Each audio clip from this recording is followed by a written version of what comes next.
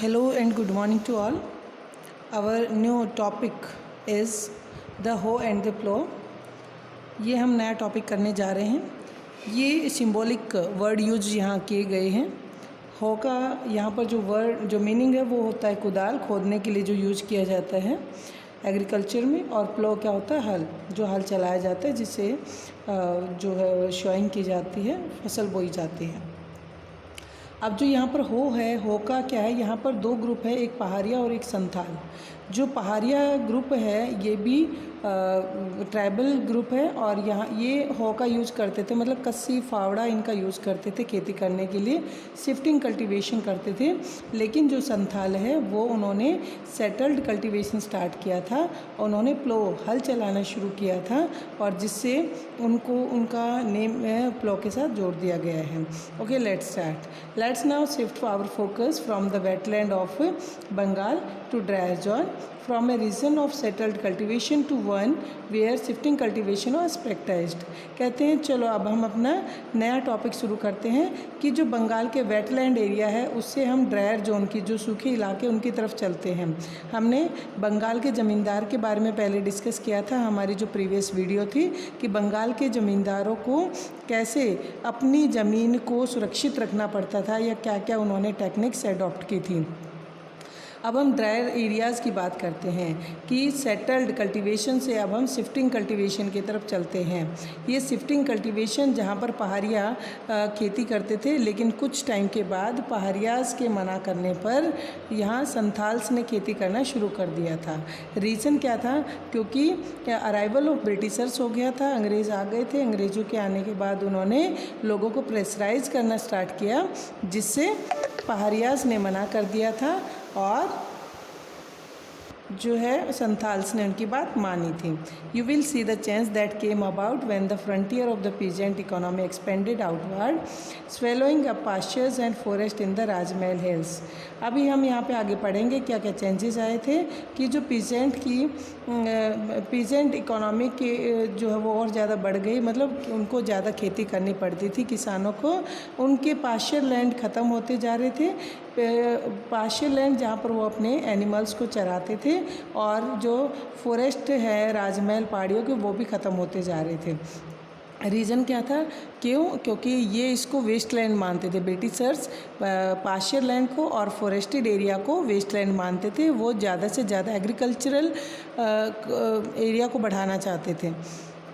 Now in the hills of Rajmahal, चलो हम राजमहल की पहाड़ियाँ जो कि बंगाल के अंदर हैं पहाड़ियाँ, उनके बारे में डिस्कस करते हैं। In the early 19th century Buchanan travelled through the Rajmahal hills. Buchanan, ये बुकानन वर्ड आया, बुकानन कौन था? चलो पहले हम बुकानन के बारे में ही रीड करते हैं, ये कौन थे।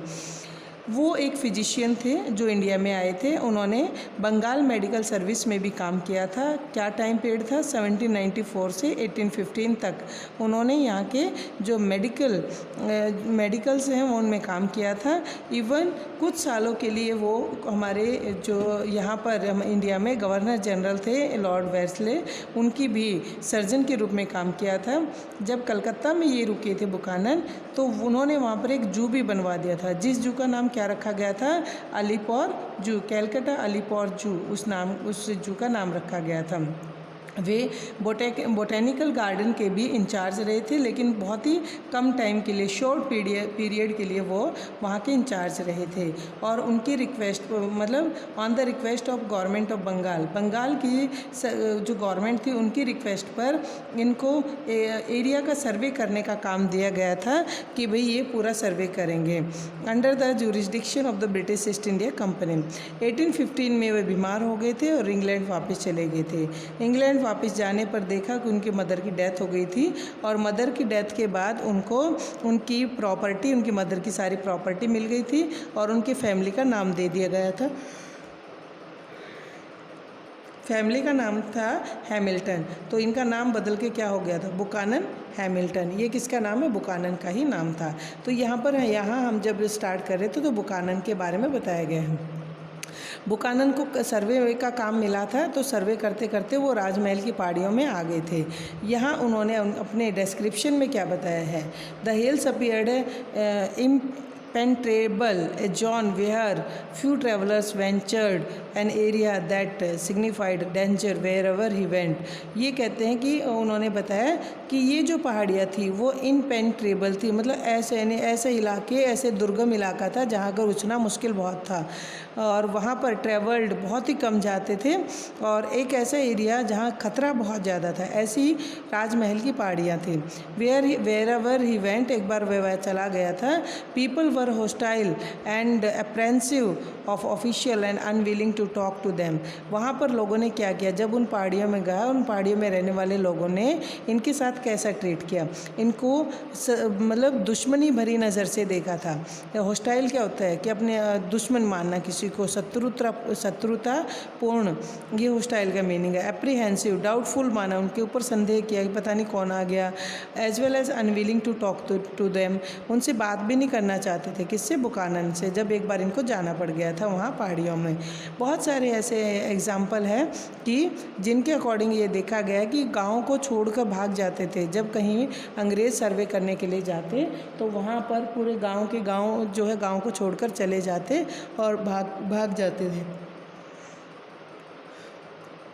वर दिस हिल फॉक, ये पहाड़ी लोग कौन होते थे? Why were they so apprehensive to Buchanan visit? Buchanan के आने का उन लोगों ने ऐसे डाउटफुल क्यों माना था, क्या कारण था? और बुकानन की जर्नल जो पत्रिका है, जर्नल का मीनिंग पत्रिका, कि उनकी पत्रिका में से हमें कुछ तरसाने वाले, कुछ ललचाने वाली झलक दिखाई देती हैं। मतलब जब हम उनकी पत्रिका को पढ़ा तो हमें उसमें बहुत सारे इंटरेस्टिंग फैक्ट लिखे गए थे यहाँ के बारे में, यहाँ हिल फॉक के बारे में। Journal was written as a diary of places he visited. उसने अपनी जो पत्रिका लिखी उसको ऐसे लिखा था, जहाँ जहाँ जिस भी जगह पे जाता वहाँ एक डायरी के रूप में उन्होंने तैयार किया था, और जो डायरी में लिखा था फिर उसकी पत्रिका उन्होंने छपवा दी थी। People he encountered and practices his sum, जिन लोगों से वह मिला और जो वहाँ पर उन्होंने देखा, जो प्रैक्टिसेस देखी, वो सारी उन्होंने अपनी डायरी में लिख दी थी। It raises questions in our mind, इससे हमारे दिमाग में कुछ क्वेश्चन आते हैं, but doesn't always help us answer them, लेकिन सारे क्वेश्चन का आंसर नहीं मिल पाता। It tells us about a moment in time but not about the longer history of people and places. कहते हैं कि ये हमें उस टाइम के कुछ पलों के बारे में ज़रूर बताते हैं, लेकिन ये इतनी लंबी हिस्ट्री जो है कह रहे हैं कि but not about the longer history of people and places, लेकिन लोगों की और उस जगह की इतनी लंबी इतिहास जरूर नहीं बताता, थोड़ा बहुत झलक देता है। इस चैप्टर में थोड़ी बहुत बताई गई है। For that historian have to turn to other record, और अगर ज़्यादा जानकारी लेनी है, ज़्यादा इन्फॉर्मेशन लेनी है तो दूसरे रिकॉर्ड्स को खंगालना पड़ेगा। As if we look at late 18th century revenue record, we learn that this hill folk were known as पहाड़ियाँ। ये पहाड़ी लोग क्या कहा जाता था इन हिल folk को? इनको पहाड़ियाँ कहा जाता था। अब ये पहाड़ियाँ के फीचर्स भी आ जाएंगे। अगर आपसे पूछा जाए कि भी पहाड़ियों की कुछ विशेषताएं बताओ, क्या करते थे वो राजमहल पहाड़ियों में रहते थे। इवन फॉरेस्ट प्रोडक्ट पे अपना सबसिस्ट मतलब गुजारा करना, तो फॉरेस्ट के अंदर जो कुछ भी मिल जाता है, बेल पत्र, फल फूल, उनसे ही अपना गुजारा करते थे और शिफ्टिंग कल्टीवेशन करते थे। घूम जगह जगह पे खेत बना के और अपनी खेती करते थे।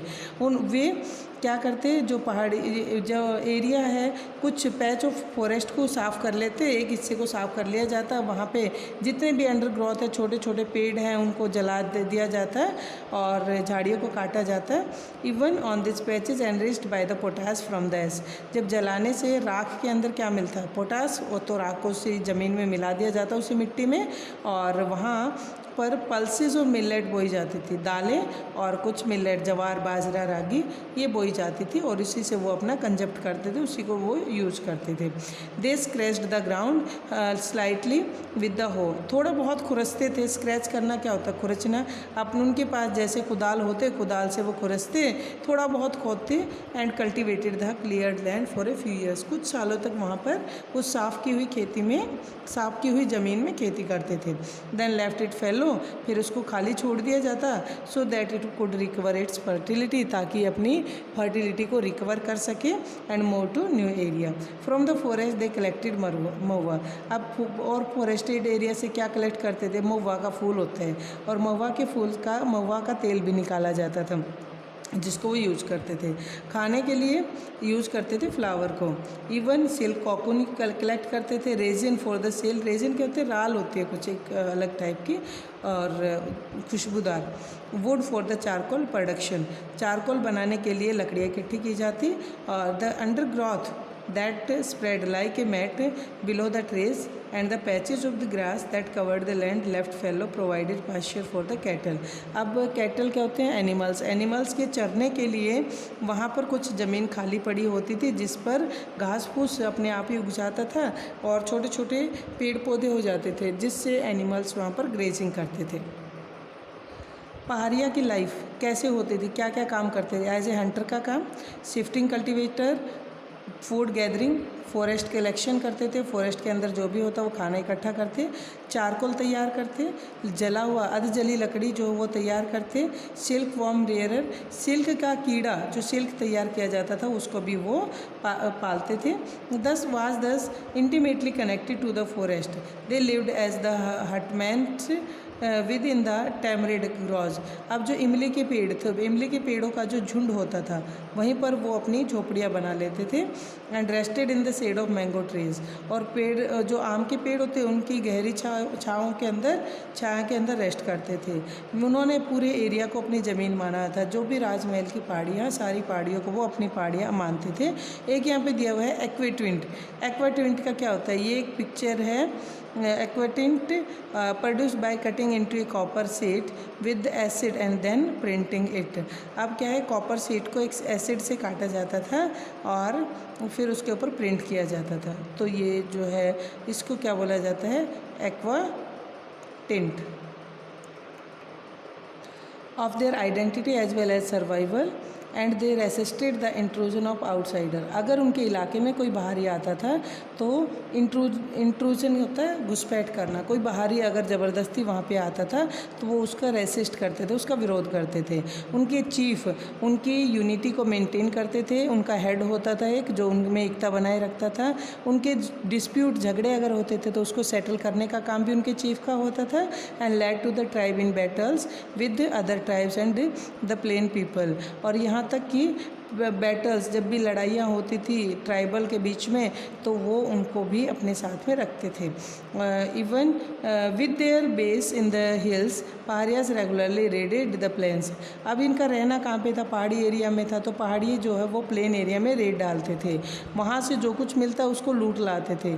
यहाँ प्लेन एरिया में जो सेटल्ड एग्रीकल्चरिस्ट थे वो वहाँ पर रहते थे, किसान लोग वहाँ पर रहते थे जो सेटल्ड एग्रीकल्चर करते थे। These raids were necessary for survival. अगर पहाड़ी एरिया में रहने वाले लोग रेड ना डालें तो उनकी लाइफ कैसे सर्वाइव हो पाएगी? तो ये जो भी लूट का सामान होता उसी से उनका गुजारा होता था। इवन पर्टिकुलरली जब कभी स्कार्सिटी का टाइम होता, जब कभी अभाव होता, बाढ़ आ जाती, सूखा पड़ता है तो उस टाइम पे तो बहुत ज़रूरी था। And they way of asserting power over settled community, ये जो प्लेन एरियाज़ थे उन पर भी कंट्रोल करने का एक तरीका था। And they were means of negotiating political relation with the outsider.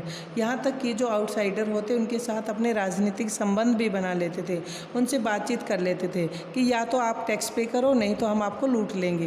अगर वो जब टाइम टू टाइम टैक्स पे करते रहते क्योंकि पहाड़ी एरिया से उनको जाना होता था और वही रास्ता था तो वो वहाँ से निकलते हुए इन जो पहाड़ियाज़ हैं उनको कोई थोड़ा बहुत पैसा या अनाज उनको देकर जाते थे। Zamindar on the plain had to often purchase peace by paying a regular tribute to the hill chiefs. Hill पहाड़ी मुखिया को कोई ना कोई टाइम टू टाइम जो भी है इन्होंने जो अपना टाइम रखा हुआ था 10 दिन 20 दिन महीने का, उस टाइम पे रेगुलर ट्रिब्यूट हिल चीफ के पास भेजी जाती थी। और कौन भेजता था? जमींदार भेजता था। Trader similarly gave a small amount to the hill folk for permission to use the passes controlled by them. अब क्या था, गांव से तो ज़मींदार भेज देता प्लेन एरिया से ताकि ये वहाँ पर रेड ना डाले, और जो ट्रेडर व्यापारी होते वो अपना थोड़ा बहुत अमाउंट इनको दे देते थे ताकि ये पहाड़ी एरिया से गुजर जाएं। Once the toll was paid, अगर एक बार टोल टैक्स या टोल पे कर दिया जाता था तभी पहाड़िया चीफ इन ट्रेडर को की प्रोटेक्शन भी करते थे और उनको लूटा भी नहीं जाता था, उनकी प्लंडरिंग भी नहीं होती थी। This negotiated piece was somewhat fragile, और ये जो नेगोशिएट था, जो उनके आपस में जो एक एग्रीमेंट था, वो एग्रीमेंट लॉन्ग टाइम के लिए नहीं चल पाया। Not for the long time, fragile का मैंने क्या, जल्दी ही ख़त्म हो गया। And it broke down in the last decades of the 18th century. 18th century के लास्ट में आते आते 1880s 1890s में बिल्कुल किसी भी बात को फॉलो नहीं किया जाता था। When the frontiers of the settled agriculture were being aggressive extended in the eastern India, जब क्या हुआ, जो सेटल्ड एग्रीकल्चर की जो भी सीमा रेखाएँ हैं उनको बढ़ा दिया गया था, यानी कि खेती ज़्यादा बढ़ा दी गई, खेत बनाने शुरू कर दिए थे अंग्रेज़ों ने। British encouraged forest clearance and zamindar and jotedar turned uncultivated land into rice field. अब ज़मींदारों ने भी और जोतदारों ने भी जो बंजर ज़मीन पड़ी थी या जो पहाड़ी ज़मीन पड़ी थी उन ज़मीनों को साफ़ करके वहाँ पर राइस की खेती करनी शुरू कर दी। According to the British, extension of satellite agriculture was necessary to enlarge the source of land revenue। ये अंग्रेज़ों ने इसलिए कहा कि ज़रूरी है खेती को बढ़ाना, इससे अंग्रेज़ों का जो रेवेन्यू है, लैंड रेवेन्यू, वो भी बढ़ जाएगा। And the produce crops for export and established the basis of the settled order society. अब कहा कि भाई ठीक है, एक्सपोर्ट के लिए प्रोडक्शन भी ज़्यादा हो जाएगी और ज़्यादा अनाज को बाहर दूसरे देशों में भेजा जाएगा, ज़्यादा इनकम होगी। ये और साथ ही साथ क्या है, जितने भी सेटल्ड सोसाइटी है वो एक ऑर्डर्ड सोसाइटी बन जाएगी, सेटल्ड और ऑर्डर्ड सोसाइटी बन जाएगी अगर सेटल्ड एग्रीकल्चर करना शुरू किया। शिफ्टिंग में तो क्या होता है, आज यहाँ है, 2 साल के बाद कहीं दूसरी जगह पे खेती कर रहे हैं। They also associated forest with the wilderness. अब ये क्या कहते थे कि भाई फॉरेस्टेड एरिया है तो ये मानो उजाड़ है, बिल्कुल उजाड़ मानते थे उसको, विल्डरनेस मानते थे। सब फॉरेस्ट पीपल एज सिविज, लोग जंगली पहाड़ी लोगों को या फॉरेस्ट में रहने वाले लोगों को जंगली माना जाता था, असभ्य माना जाता था, अनरूली, बर्बर, जो रूल नहीं फॉलो करते, प्रिमिटिव, पिछड़े हुए, पुराने सोच के, पुराने और डिफ़िकल्ट टू गवर्न, और इन लोगों पर शासन करना भी बड़ा मुश्किल था। So they felt that the forest had to be clear. इसलिए अंग्रेज़ों ने को ये लगने लगा कि जो फॉरेस्टेड एरिया वो पूरी तरह से साफ़ होना चाहिए। Settle agriculture established and forest people tamed, उनका ये मानना था कि जो सेटल एग्रीकल्चर की जाए, जंगली लोगों को फॉरेस्ट पीपल को पालतू बनाया जाए, अपने हिसाब से उनको रखा जाए, उनको सिविलाइज किया जाए, मैनर्ड किया जाए, डिसिप्लिन्ड किया जाए, persuaded to give up hunting, और उनको ये कहा जाए कि वो जो है शिकार करना छोड़ दे, and take to plough agriculture, और वो हल चलाना शुरू कर दे। एज सेटल्ड एग्रीकल्चर एक्सपेंडेड, जैसा कि आपको पता है कि अंग्रेज़ों ने सेटल्ड एग्रीकल्चर को बढ़ावा दे दिया था, खेती को एक जगह पे रह के जो है खेती करने को ज़्यादा बढ़ावा दिया था। Area under forest and pasture contracted. अब क्या था, जो फॉरेस्टेड एरिया है और जो पास्चर एरिया है वो और ज़्यादा छोटा हो गया। कॉन्ट्रैक्टेड मतलब संकुचित हो जाना, नैरो हो जाना, तो छोटे होते जा रहे थे क्योंकि फॉरेस्ट में सारे पेड़ों को काटा जा रहा था, और जो पास्चर लैंड है जहाँ एनिमल चरते थे उनको भी हटा के वहाँ खेती की जाने लगी थी। ये जो मुद्दा था, इस मुद्दे पर पहाड़ी लोगों की और सेटल्ड कल्टीवेटर के बहुत ज़्यादा झगड़े होने शुरू हो गए थे। The former began to raid settled villages with increasing regularity, carrying away food grains and cattle. अब क्या पहाड़ी लोग जो थे उन्होंने ज़्यादा रेड डालनी शुरू कर दी, ज़्यादा रेगुलरिटी से अब रेड डालने लगे थे, अनाज लूट ले जाते, एनिमल्स को ज़बरदस्ती ले जाते, एंड एक्सेसपेरेटेड कॉलोनियल ऑफिशियल्स। एक्सेसपेरेटेड का मीनिंग क्या होता है, वो होते एक्साइटेड अंग्रेज़ बड़े उत्साहित थे इस बात को लेकर। उन्होंने बहुत ज़्यादा प्रयत्न किया, बहुत ज़्यादा कोशिशें की टू कंट्रोल एंड सबडू द पहाड़िया लोगों को कंट्रोल करने की, अंडरमाइन करने की। But they found the task difficult, लेकिन उनको लगने लगा कि नहीं भाई बड़ा मुश्किल काम है। In the 1770s the British embarked on the brutal policy of extermination. अब अंग्रेज़ों ने क्या किया, अब एम्बार्क्ड मतलब अपना ली थी। 1770 के दशक में अंग्रेज़ों ने अपनी एक इनको ख़त्म करने की बड़ी निर्दयी तरीका अपना लिया था। हंटिंग द पहाड़ियाज डाउन, इनकी शिकार को बिल्कुल ख़त्म करना और इनको मार देना, मतलब इस पहाड़ियों का शिकार करना, उनको मार देना। Then by 1780s Augustus Cleveland collector of Bhagalpur proposed annual policy of pacification. लेकिन क्या था, एक शांति स्थापना के लिए एक और नई सलाह दी। वो कौन था सलाह देने वाला? वो था ऑगस्टस क्लीवेलैंड। कहाँ का था? भागलपुर का कलेक्टर था। उन्होंने कहा कि ज़बरदस्ती से नहीं मान रहे तो हम इनके साथ एक दूसरी पॉलिसी अपनाते हैं। Paharia chief were given an annual allowance, Paharia chief को एक सालाना भत्ता दिया गया, made responsible for the proper conduct of their man. और ये कहा गया उसको, मतलब पैसे दे दिए गए पहाड़िया चीफ को कि आप अपने लोगों को कंट्रोल में रखेंगे, वो अच्छा चाल चलन में रहें। They were expected to maintain order in their locality, और ये कहा गया उस चीफ को कि वो अपने एरिया में अच्छे तरीके से शांति बहाल करें, ढंग से काम करें, and discipline their own people, अपने लोगों को अनुशासन में रखें।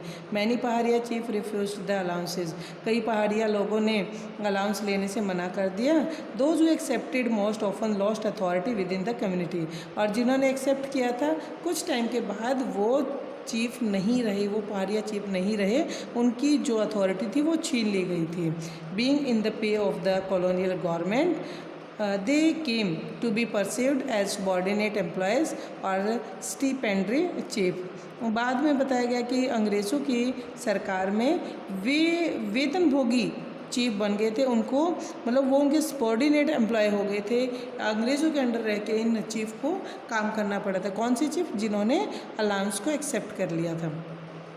एज द पैसिफिकेशन कैंपेन कंटिन्यूड, अब पैसिफिकेशन शांति स्थापना की जो पॉलिसी है वो लगातार चल रही थी। बाद पहाड़िया ने जो है अब माउंटेन के डीप इंटू मतलब और अंदर की तरफ और गहरे जंगलों की तरफ घुस गए। Insulating themselves from the hostile forces, insulating मतलब बचाने के लिए, अपने आप को इन कॉलोनियल गवर्नमेंट से बचाने के लिए वो गहरे जंगलों में जाकर छुप गए थे। Carrying on A war with the outsider, so when Buchanan traveled through the region in the winter of 1810-11, Paharia naturally viewed him with the suspicion and the distrust। 1810 और 11 में जब बुकानन वहाँ इन पहाड़ियों में गया था, सर्दी का मौसम था, उस टाइम पे पहाड़िया लोगों ने इनके साथ बड़े ही डिस्ट्रस्ट, बड़े ही मतलब अविश्वास और संदेह के साथ ट्रीट किया था। इनको अच्छा नहीं माना, इनके साथ बड़ा बुरा बर्ताव किया था। The experience of pacification campaign and memories of brutal repression shaped their perception of British infiltration into the area. अब अंग्रेज़ों का अपने इलाके में घुसपैठ करना इनको अच्छा नहीं लगा। क्यों? क्योंकि अंग्रेज़ों के वो बातें अभी इनको याद थी जो उन्होंने ब्रूटल पॉलिसी अपनाई थी कभी। Every white man appear to represent a power that was destroying their way of life. हर अंग्रेज़ को ये माना जाता था कि हर अंग्रेज़ इन लोगों की लाइफ को ख़त्म करके अपनी पावर को जमाना चाहते थे और उनसे हर उनकी ज़मीन का कंट्रोल छीनना चाहते थे, जो जिस ज़मीन पे, जिस फॉरेस्टेड एरिया पे उनका कंट्रोल था। ऐसे लोगों में सोच आ गई थी। कौन से? पहाड़ी लोगों में। By this time in fact there was newer intimation of danger. इस दौरान इनके पास खतरे की नई सूचनाएं आने लगी। कौन से? हिल फोक के पास। Santhal was pouring into the area. अब एक और ग्रुप था संथाल का, वो इस एरिया में आ गए थे। एंड क्लियरिंग द फॉरेस्ट, उन्होंने भी पेड़ों को काटा। क्लियरिंग डाउन टिम्बर, इमारती लकड़ी, बहुत अच्छे पेड़ जो थे उनको काट दिया, डाल दिया। उस एरिया पर हल चलाया।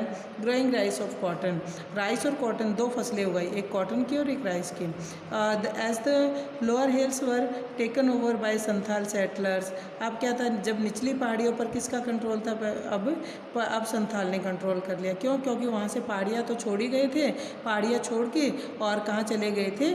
डीप इनटू फॉरेस्ट में चले गए थे। If Paharia life was symbolised by the hoe, अगर पहाड़िया की लाइफ को हो किससे रिप्रेजेंट किया गया है तो वो शिफ्टिंग कल्टीवेशन करते थे, और जो संथाल ग्रुप आया है उनकी लाइफ को उनको सिंबलाइज किया गया है प्लो से, जो हमने इस वीडियो के स्टार्टिंग में ही आपको बताया था।